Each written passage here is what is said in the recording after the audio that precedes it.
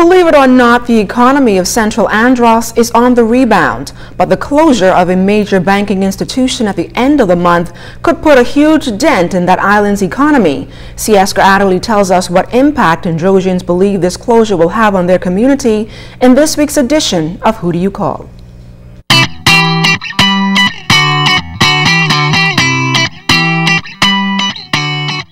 The economy is coming back.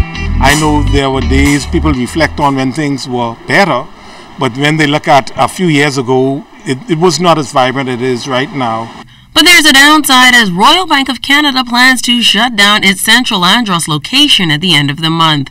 This decision puts the community in a tough situation for employers and employees on the island.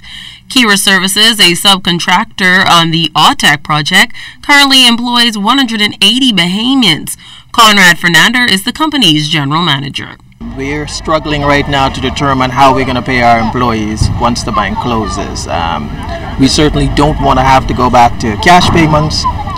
If we pay by check, then the only place they can access those would be 50 miles away in North Andros.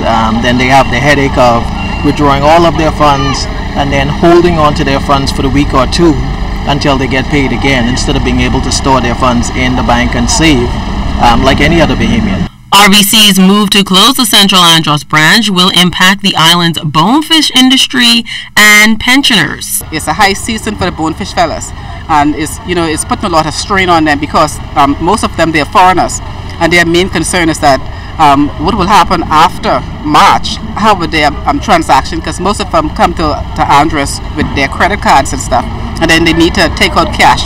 So all of these questions they're asking, we cannot give them any answers. A few years ago, National Insurance decided that they would not come out and pay out in cash like they did. They all created bank accounts at the Royal Bank of Canada in Fresh Creek. Now, the 16th of this month, NIB needs them to identify the banking institution where their funds will go to. Island Administrator Glenn Lightbourne revealed how this will hamper government business on the island. It's incumbent upon me by the end of this month to identify a financial institution through which government will transact its finances to those persons who provide services to them. And so when the Royal Bank of Canada leaves the Fresh Creek settlement, then we will have to have a bank in place for that.